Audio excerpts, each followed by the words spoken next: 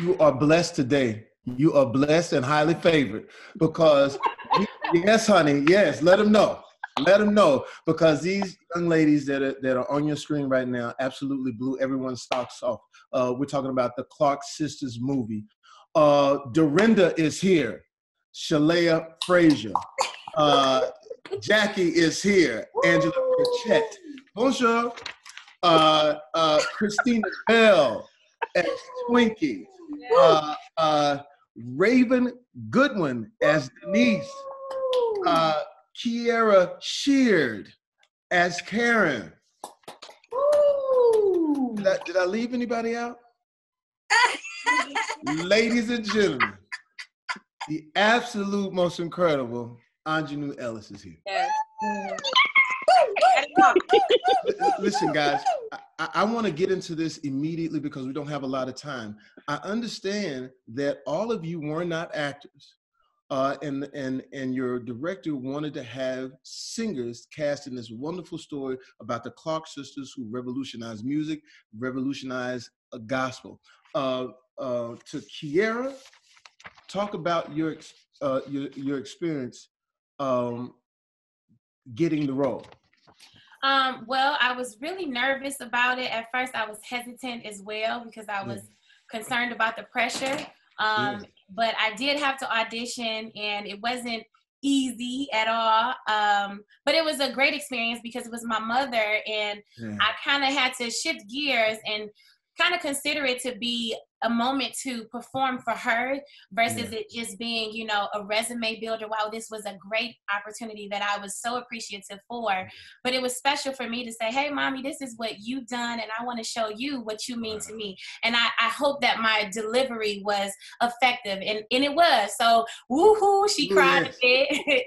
But it was the auditioning process was really nerve-wracking. I was nervous, to be honest. But and I understand you had to get an acting coach and everything like that. Yeah, shout out to Josie Harris. She was super nice. Tell us a little bit quickly about who Karen is.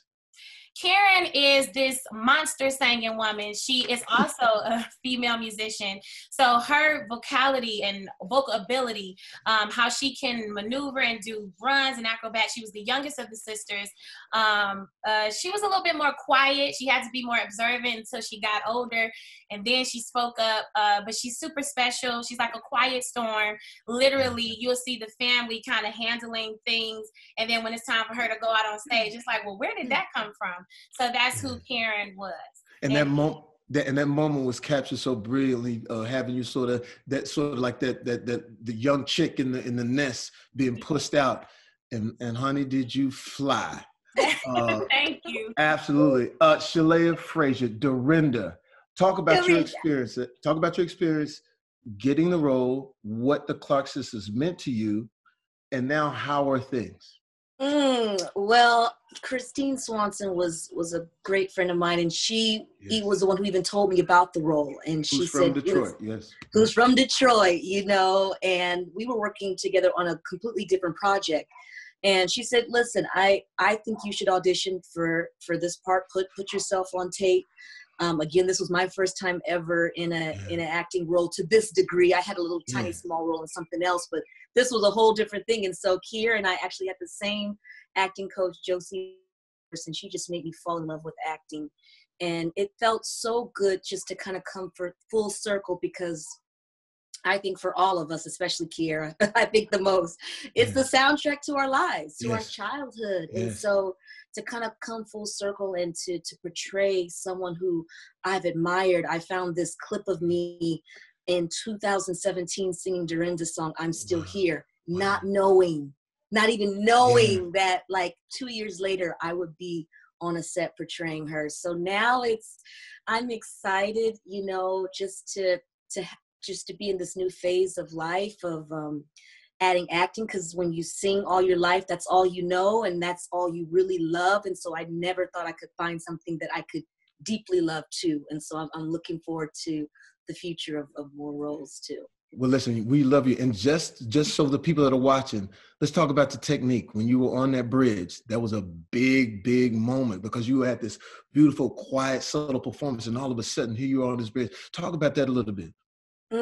You know, I had to go to kind of a really dark place, something my mom experienced, of kind of being disappointed by an unanswered prayer, you know, God kind of disappointing you. And so I kind of use that as just that heartache and that helplessness and almost hopelessness that Dorinda felt in that moment. I just was telling someone the other day that, you know, relationship will take you a place where religion cannot follow, you know, and I feel like that is it was her relationship with God. That's what got her off that bridge, the prayers of her mother. And so that's what I kind of used to show that moment. We all held our breaths at that moment. That was fantastic performance. Bonsoir, Angela Birchett. She is French, honey. Jamie is French, because I'll try to pronounce that. She said, it's on the chin. Listen, Jackie. Now you've done a lot of work, but what did this role mean to you, and what was the mindset of taking this on? Yeah. Well, when I first heard about the project, my first thought was, whoever does it, they have to get this right. Yes. It has to be right. Yes. Whoever owes it to these women, yes. to the gospel music thing to get it right. So there was something in me that when it came down and I was about to go on tape, I just, no matter what I felt like I could do, I just put it into overdrive. I called every coach I knew that spoke to me that I could get quickly to put my best foot forward. And I had already had the built-in connection to it because I'm from Detroit, because I'm the oldest of three girls. We all sing. We all sing. The Birchett, yeah. And so to go through the process and then get it, like, it was bigger than, I booked the biggest job I've done to date. It was more to it for me. It was, I could cry, like, when I think about it. Women mean so much to me. And getting to know Jackie and really hearing her story, hearing her heart. I feel like the time we had together, she just poured everything she could out to me. Right. Because she wanted her life and her story to be told honestly and real, no matter how uncomfortable it might be for her to watch or her sisters to hear. And so it was to this day, I don't know what could top it. And I'm grateful that I got to do it. And most importantly, to hear Jackie say to me, she felt beautiful, she felt heard, she felt seen, she felt appreciated. It gives me chills to say it, because I get it. We've all been the underdog, or felt like, or perceived ourselves to be the underdog all the time. And to hear someone say to you, you had a part in making me feel heard, and saying my labor is not in vain, my tears and my going to bat and my defending and my being the one everybody's like, stop fussing, and it all had meaning. And I got to be a part of that. So I don't know what will be better than that. Well, listen, all I can tell you is I don't know what's going to be better than that either. And even just you explaining that, I understand how you got this part, because you are compelling. Thank you, sir. We're gonna keep moving. And I wish I had 2 hours for y'all. Twinkie. Just saying that name and seeing your face right now, Miss Christina Bell, this brings something out of me, because I grew up, I played the piano in the church. Clark Sisters was everything to us. Please tell us how you rapped on the soul and embodiment of Twinkie. Oh my goodness. I was fortunate enough to have two wonderful people. One is my manager, which grew up with or under the Clark Sisters, and also Kierra. I would bother her, I would say, to a certain degree, because I wanted to make sure that whatever Twinkie did, because I didn't get the opportunity to actually speak one-on-one with Twinkie, but I wanted to make sure that I think that she was having some health issues at the time, so she, had to deal with that. And of course, nobody wants to bother, anybody when they're dealing with that kind of stuff. So you know, I got the opportunity to connect with Kierra and with my management on what she would do, like what really would she do after the cameras are not rolling anymore, because it wasn't, for me, it wasn't just going on YouTube to find some videos, even though my coach was telling me, you know, look at these videos. Even Christine would reach out to all of us and tell us which videos to look at and all that. But I wanted to know what happened after, you know what I'm saying? Like, how did she laugh? You know what I'm saying? Like, it was just the simple things like that. And, you know, in talking with them, they helped me to really understand Twinkie as a human. You know, I think a lot of people get it misconstrued that the Clark sisters are not human, even though they say it a lot, you know, as far as their singing ability and even the platform that they're on. You don't look at people as though they have an actual life outside of their careers. And so I wanted to know who she was, you know, I wanted to know who she is. And I wanted to make sure that I gave my all when it came to playing her, because she's not just a character, she's an actual human. And for those who are watching, seeing this, tell us who Twinkie is. Twinkie is definitely that glue, especially for the sound of who the Clark sisters are. They, I was looking at something yesterday and I sent a message to my managers and I was like, dude, Twinkie and Kierra sound just alike. Like, they sound like twins.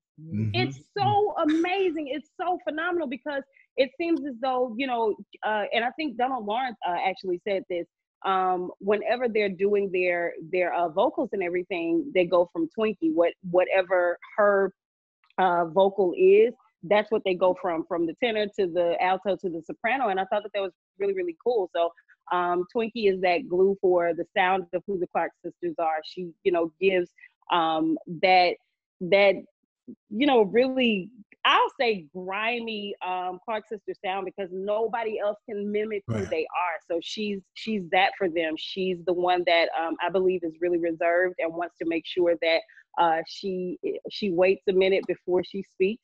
And she's really, really a laid back, comfortable, but yet really witty and funny person. So I really think that Twinkie is she's just all that in a bag of chips. Yeah, I love it.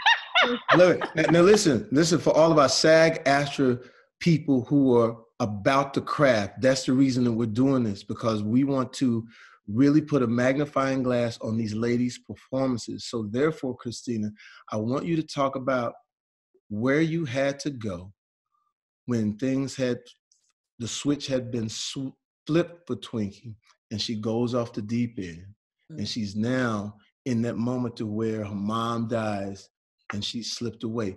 Talk about what you had to do in order to get into that scene. I thought about a couple of things, but one thing that I definitely thought about for sure was when my grandmother passed. I didn't like the feeling, and it was very hard for me to even control my emotions.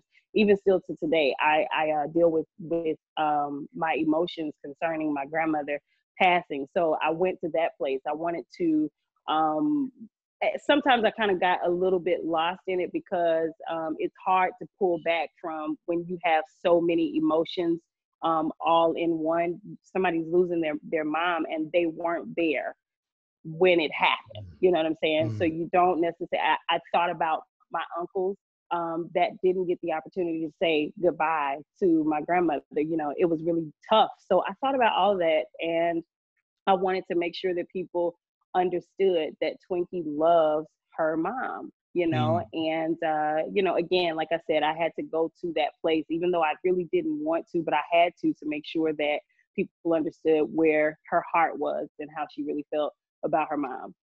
Wow. Well, I'll tell you what, you took us there, man, and it was absolutely amazing. And once again, I say, we're talking about these performances of Denise Honey. There you Denise go. Honey. Yes. Come on now. Denise Honey. Come on. Listen, Raven Goodwin, you've been acting for a while.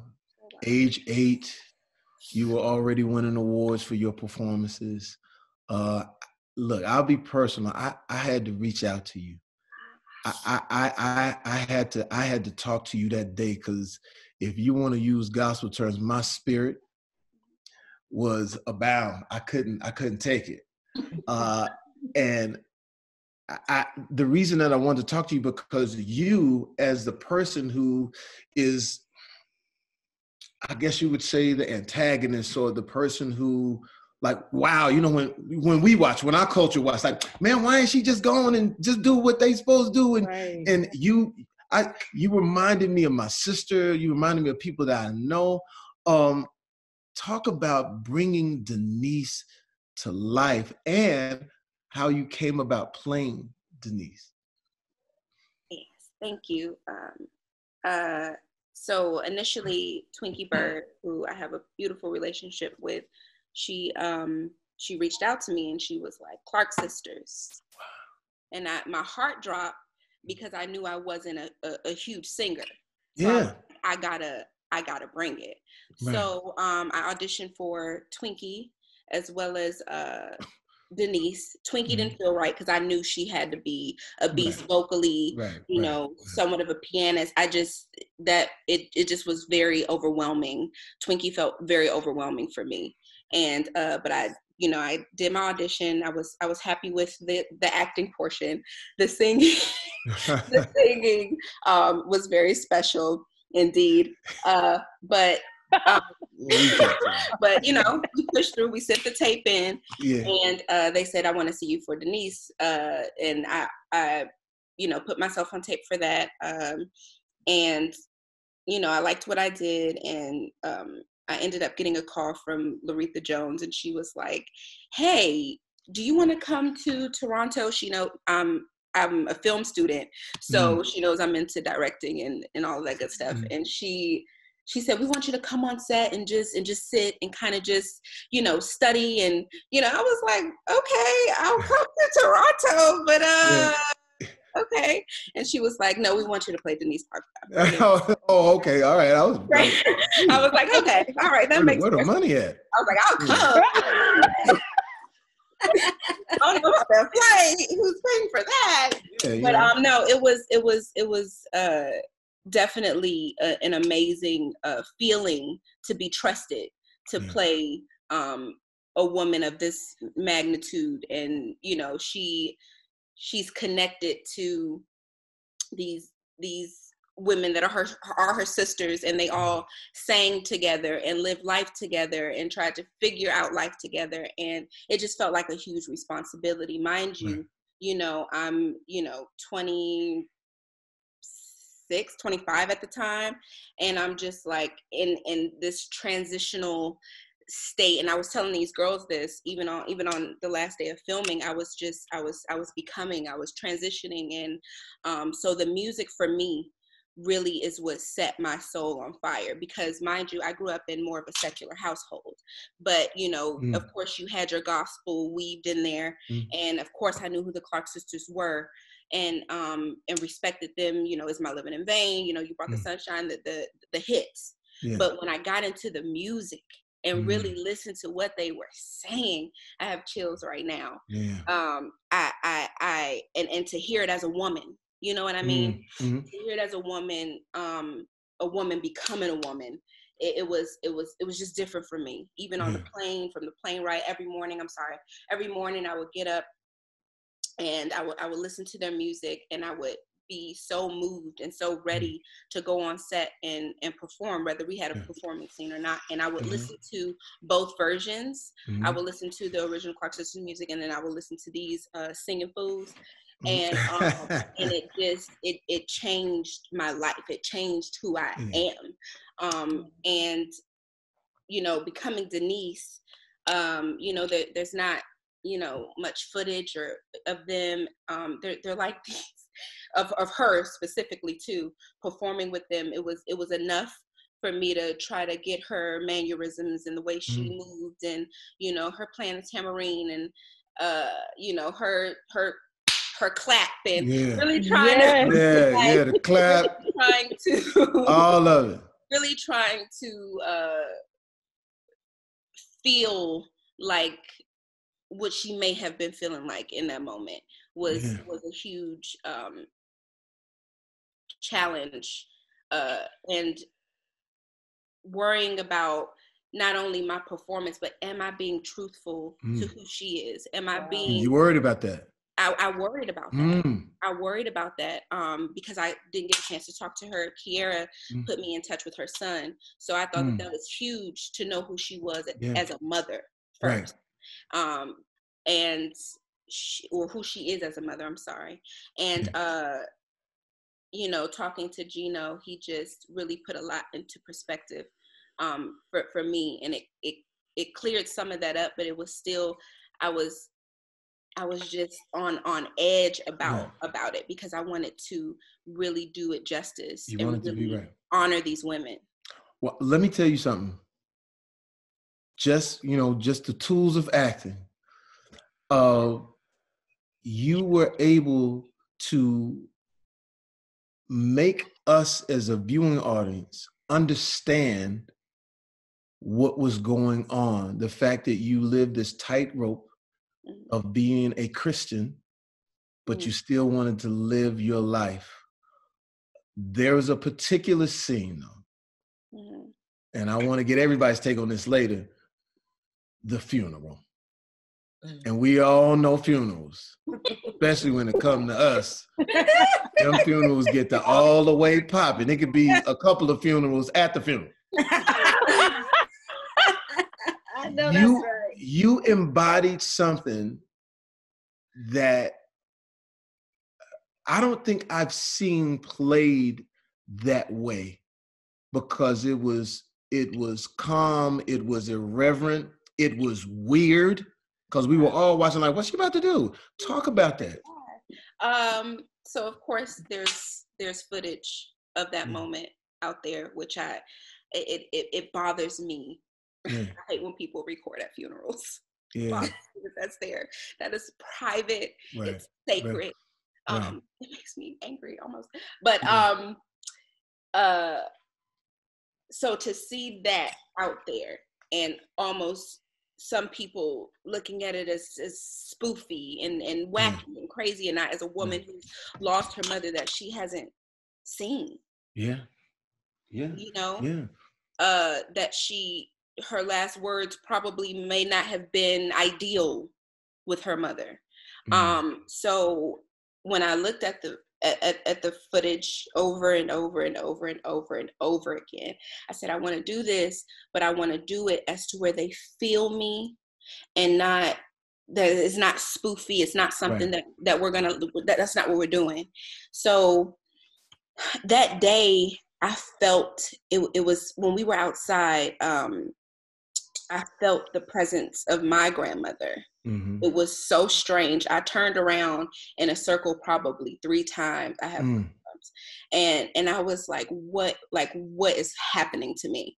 I'm telling you, this movie, out of everything that I've ever done, this movie really changed me as a person. Like I had so many moments, so many aha moments, so many spiritual moments, so many moments where I felt my ancestors, my grandmother, like it was insane. So that particular day though, I felt my mom's mom. And I said, okay, I'm going to do this. I'm going to do this for you, and I'm going to do it right.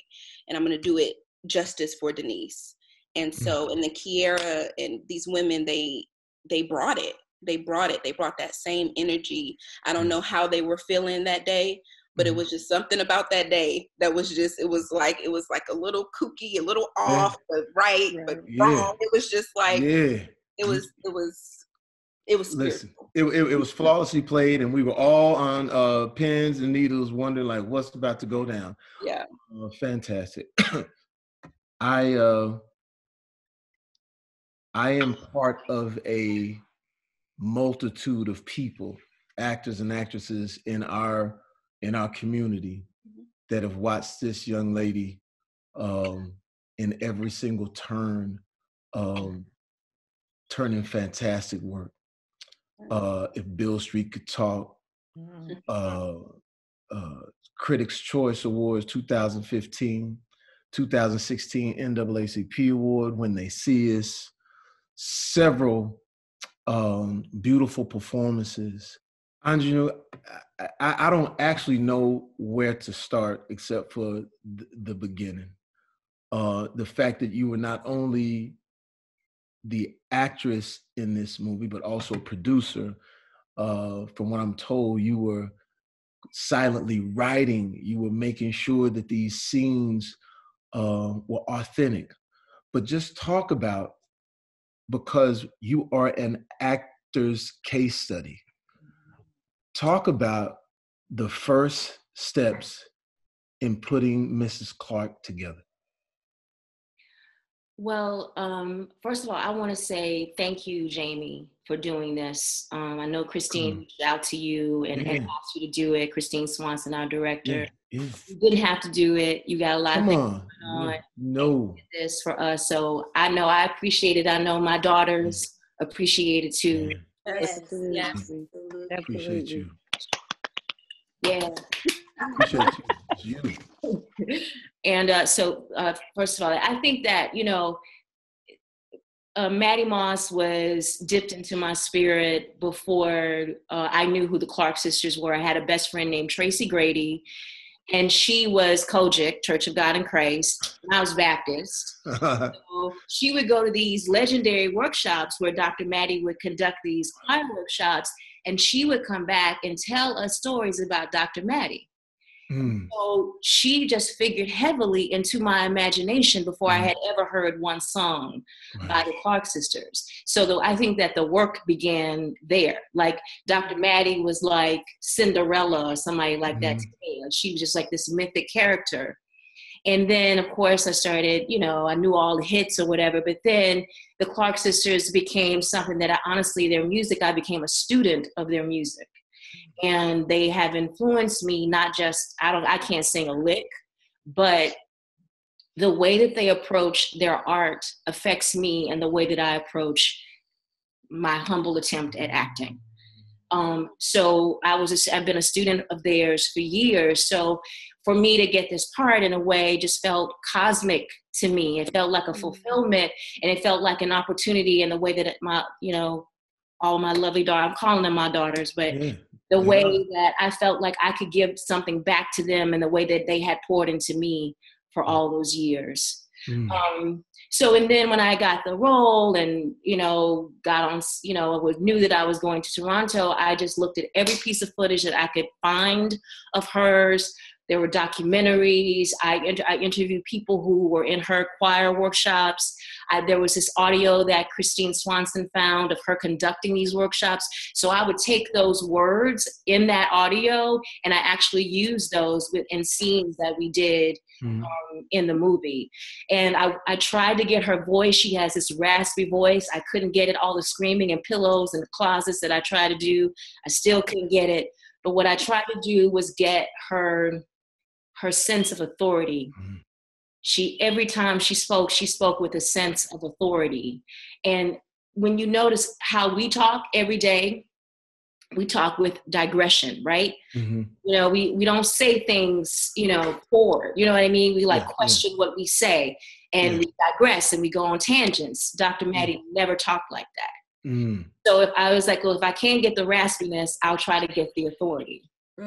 So it was every day, waking up in the morning, listening to her, going to bed at night, listening to them and the Clarks, listening to her and the Clark sisters. It was an everyday thing. Oh my goodness. And listen, and not only that, and everyone will tell you that your performance also is steeped in what you're saying about the seriousness, also the funniness of the throwing of the shoe. Everybody, the minute you threw the shoe, everybody in my house, like, oh Lord, she threw the shoe. Just to give us a little bit of that moment. And was that something that you just ad-lib? And I'm simply talking for our SAG and our AFTRA people. I want them to really understand that this is a special project. So I want them to understand, like, just that throwing of that shoe. What was that? Was that on the set? Just let me get that shoe.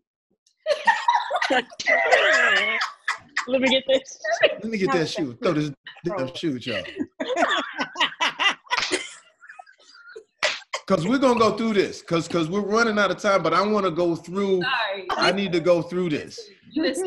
Listen, I'm trying it, but you're funny. Yeah. Right. So anyway, I just want to say this real quick. We talk about, in American culture, folks talk about the importance of American music, and they say people like Bob Dylan and Bruce Springsteen. Exactly. You cannot have a conversation about the scope and significance of American music without including the Clark sisters. Absolutely. Without including El Bernita, Twinkie Clark in that conversation. Absolutely. They are one of the most significant figures in American music and in the Western musical tradition, period. Hands down. Absolutely. Dr. Maddie was the sculptor of that sound.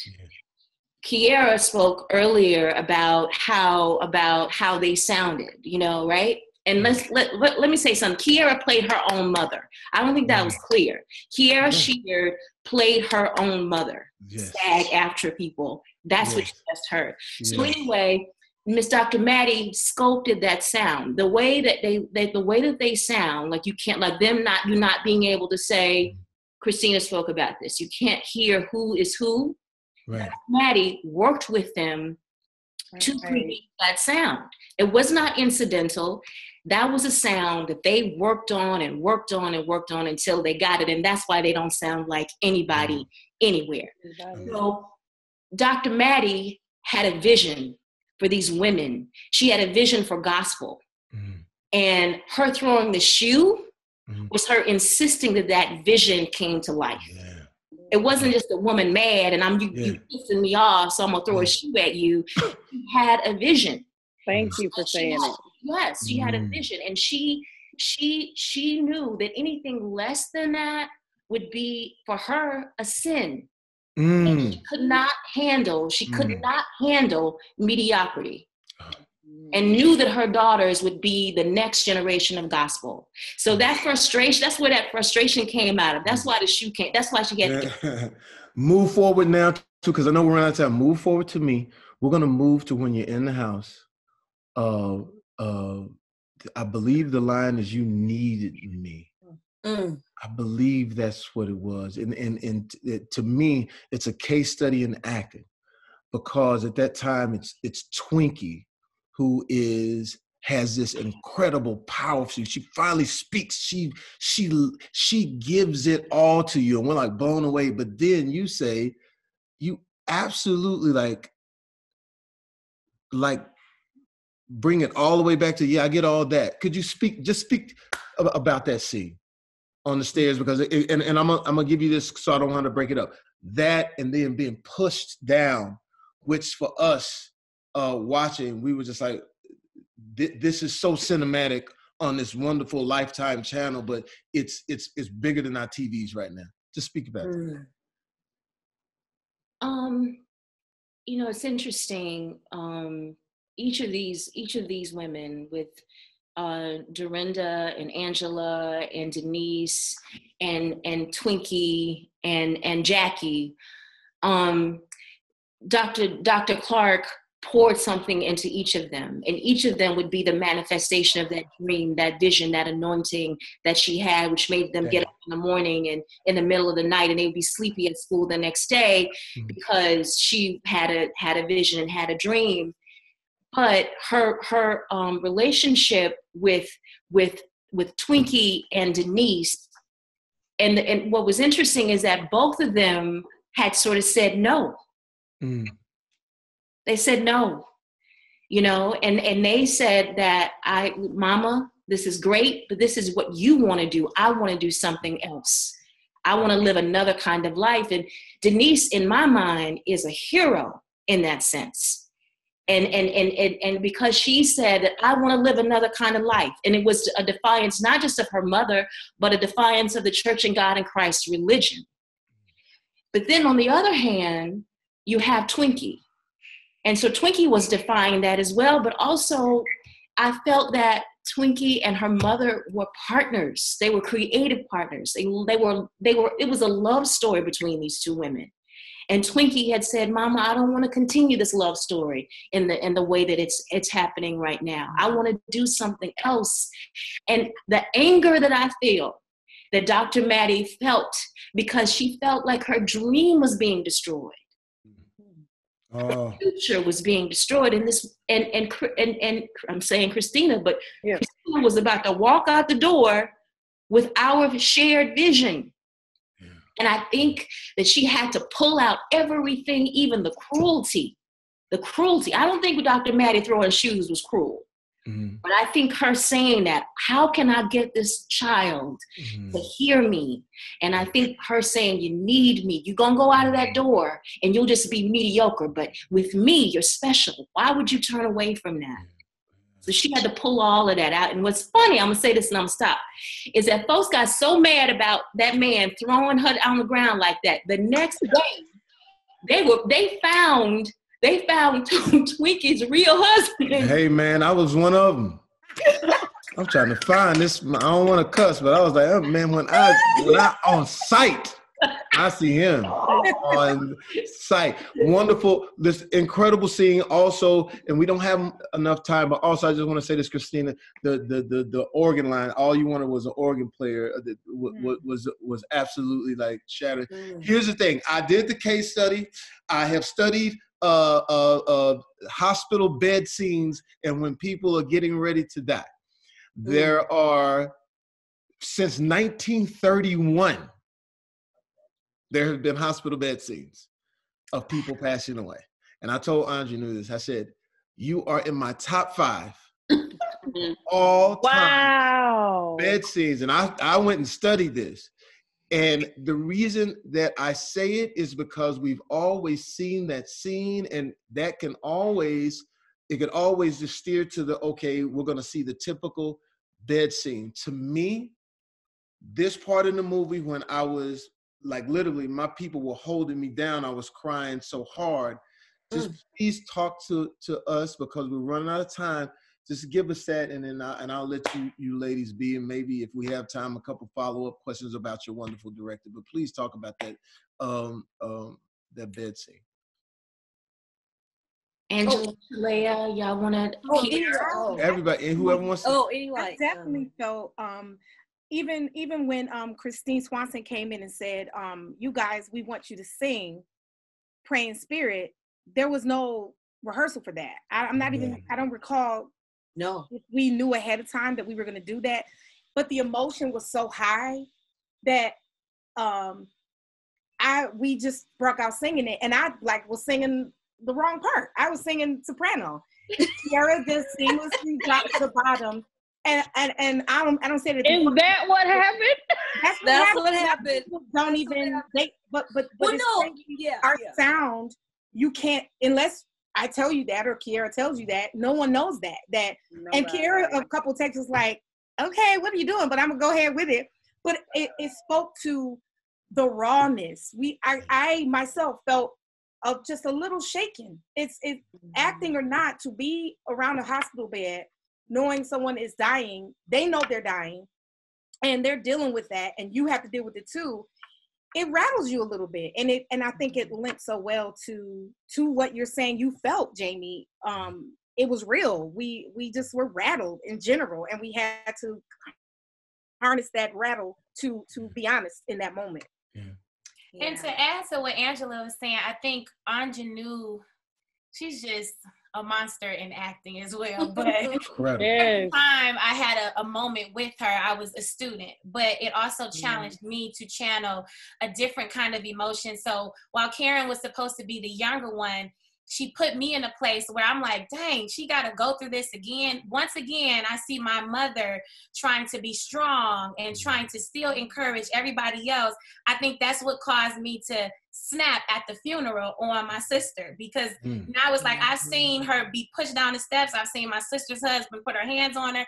I've seen the men in the church who I'm supposed to trust and believe in their integrity. They spazzed out on my mama. And here in all of that, I see Aunjanue carrying this strength that's like, but I'm gonna stick to my guns and I'm gonna be in the room.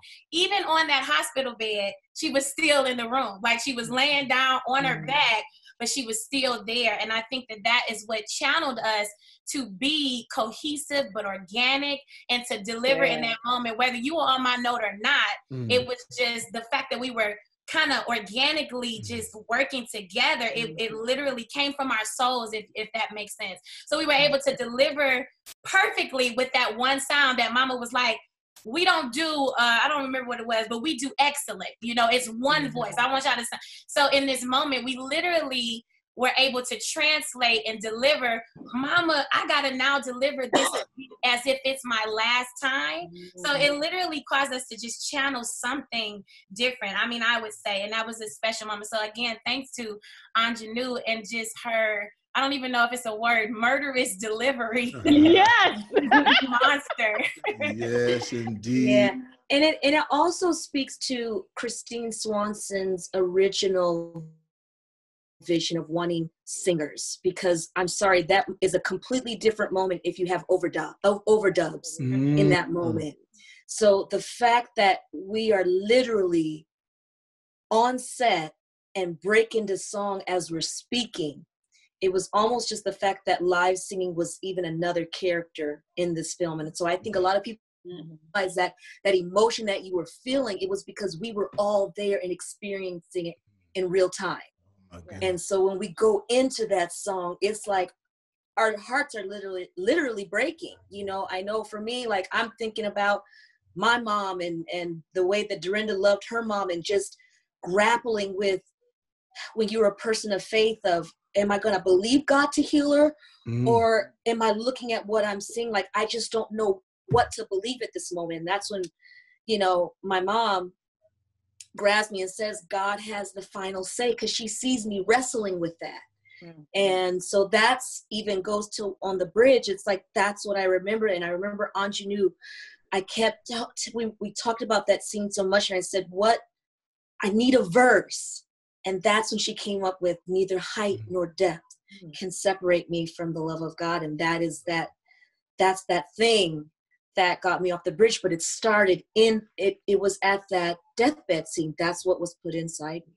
Amazing. Listen, absolutely. Now listen, I want to talk about some aesthetics. We're talking about Lifetime. I'm going to tell everyone who's watching that the artistic world has changed when it comes to art. Lifetime maybe not being known for types of movies like this, but I want people to understand that art can be anywhere, and you guys have brought the art and you've done fantastic. And I applaud what Lifetime has done, and I applaud what you have done for Lifetime, because as we're watching this, we had to look at this Lifetime.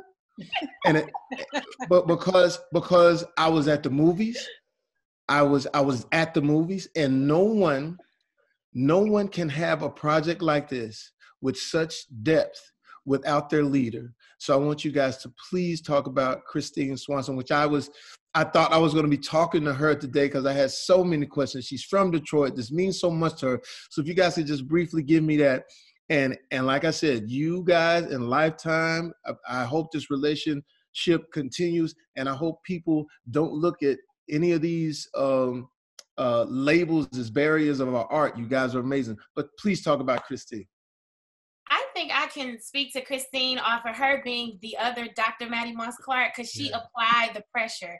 She was aggressive. She would not let up. It was like, this is what I need. It was always like this is what I need. I need you to get this. If you don't get it, let me explain it. This is the explanation plan. Yes. It was like, that was her disposition. So literally we saw a Dr. Maddie in Christine. And I think that too is what challenged us to deliver in the way that we were able to, as well as embrace this familial way of doing things. But Christine was also, she was passionate too. I think her passion for excellence, and even wanted to speak to the person that may doubt this film of faith, her passion behind that was even causing us to just be like, well, let's do it. Like, okay, you might be getting on my nerves, but I'm gonna try it. Okay. It was just like, so she was really special, and she didn't care if she was getting on our nerves, exactly how Mama was. She didn't care. She was gonna cut for a minute. I just need to get this to Angela. I got to get this to Kierra. Let me go on over here. You just hold on one second. So I appreciate her passion. And I think that helped me. I know it helped me. And I appreciate, again, her wanting real voices, people who can sing, because if we had to drop in and sing and give that emotion, it wasn't us trying to imitate, like Shelea said, the overdub. It was, I can deliver in this moment so that it matches whatever I'm speaking prior to. So shout out, big ups to Christine for sure. And definitely in her push for us to prep even before we got to Toronto. Yes. She pulled us out of our comfort zones. She, you know, the minute it was locked we were in, she's on the phone like, you need to call 2 of the sisters, and you need, I don't care if you know them or not, call, leave a message, talk. And we're all like, But in hindsight, that type of thing and all the time we spent together, that was a strong suggestion by our director to spend, paid off, because you're bringing people together who are not sisters, but this had to be captured. It had to be authentic. And I will say I am grateful and appreciative for the getting pulled out of my comfort zone, being kind of forced to like, okay, I know this is the way you used to doing things, but for this project, this is what we're doing, and it's not negotiable. I need you to do it. Or, I had a good pull to the side my first day, like, come here. And I, and I got real, a little flustered, but it was the push I needed to like go ahead and just let go and do it. And I don't know that it would have turned out this way had we not had that energy. Fantastic. Underneath the energy Aunjanue was bringing to, this stone cold ram horn that was coming in. We needed all of that and each other, and it paid off. I think Christine depicts the line, we don't do easy, we do, and so it excellent. Yeah. And so I think that it is so amazing looking back on the film, the reason why she had to push. She knew what it was that she wanted. She knew she talked about thresholds and all of this stuff on her page. And she knew what she wanted that look to be, but she also knew that she wanted for people to understand who the Clark sisters are and what they had to endure. These are Black women that for a lot of us don't get the opportunity to have that voice to speak. This gives us that voice to show you we've been through things. And not only have we been through things, but we've overcome things. And then this also shows that we are going to continue overcoming, whether you like it or not. And so Christine had this vision that said, you know what? I need to make sure that these women are seen, not just heard. They have to see what they look like. They have to see, they got to know what it is that they've been through. And whether it was turmoil or joy, at the end of the day, I bet you will not forget the Clark Sisters movie. She had a vision and she came through. Kierra said it one time, she was like, she's a G. Yes. Okay. From Detroit. It's that Detroit, right? 313-248. Detroit, right? Anthenium. They don't play. Kierra, yes, it's that Detroit, right? Yeah. Detroit all day. I'm sorry, I didn't want the hood to come out. I listen.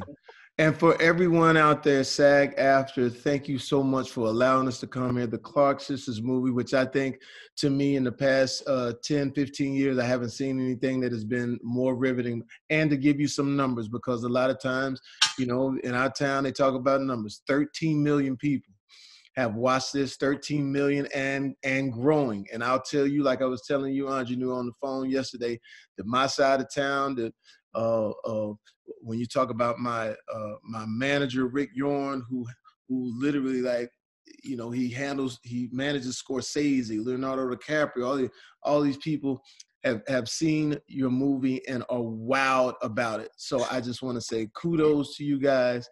Keep going. I can't wait to see what you do in the future. And I will continuously watch this and get my tissue and continues to cry. Jamie, yes. Can I say something right quick? Of course. Yes, sorry. I just want to say we talk about vision, and one of the who had this vision from almost 20 years ago was Holly Carter. Oh, nice. Yes, exactly. Yes. And none of us would be having this conversation, especially without the Clark sisters, without Dr. Maddie, but without Dr. Holly Carter. And I just want to give a big, big shout out to her and our other on-set producer, who was Laretha Jones. So just wanted to do that. Jones, all those guys, Shakim, Queen Latifah, Missy Elliott, Mary J. Blige. Listen, Guys, amazing. God bless you. Thank you, Jamie. Thank you, Jamie. We got to have some singing, though. Before we go, we got to have some kind of singing. I know that. Better have some kind of singing on here before y'all do anything. I need to hear it. Oh, by the way, Kierra Sheard has a new album out. Kierra Sheard has a new album out. Christina has something out. A single out called You Are Love. Yes, I know Shelea got a song out. I'm about to post all that. Raven, God bless you and your little baby. Yes. But somebody got to sing. We leave here now. Come on, y'all. I know. Is the delay going to affect it, you think? Or? I'm sure it is. I don't know. What if we do just maybe the delay won't matter. Yeah, let me hear it. I started off, huh? Yeah. Lord, I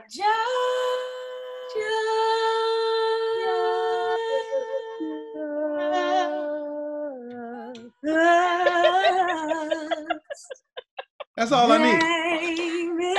Come on, y'all. Come on. Claim it. Ooh, it's yours. It's yours. You can't do it. Yes, for the asking. Come on, y'all. Come on. Yours is yours.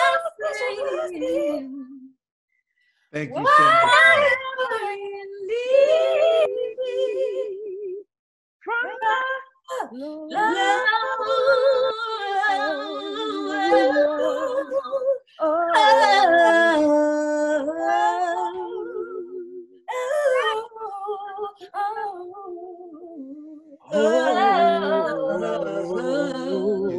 Hold on. By the way, oh my God. Performance scene in the movie. By the way, name it, claim it. Oh my God. Guys, listen. That's my favorite part of the whole movie. Like that moment, like even how it's shot, it's so beautiful. It's just so gorgeous. amazing. Aunjanue, you just like me, right? I'm sitting there, I'm about to pass a collection plate the whole night. And I also want to say, Aunjanue Ellis, to have seen the evolution of you. I worked with Aunjanue at 8 years old on a film called Lovely and Amazing. And, I played an adopted Black girl in a white family, and the set was predominantly white. So to work with a Black woman, and she was so good. And we had this scene where she was putting a perm in my head, but it was icing, it was cake icing. And I was just in awe of her. I was in awe of this woman. And I just want to say, to see the evolution of you, and this was before Ray, this was before all of that. And to see the evolution of Aunjanue Ellis has been really amazing. And to work with you was amazing. You're a beautiful actress, and what you did with Maddie, the nuance, the love, the passion, pretty dope. You're insane. Thank you guys. SAG-AFTRA. Please take a look.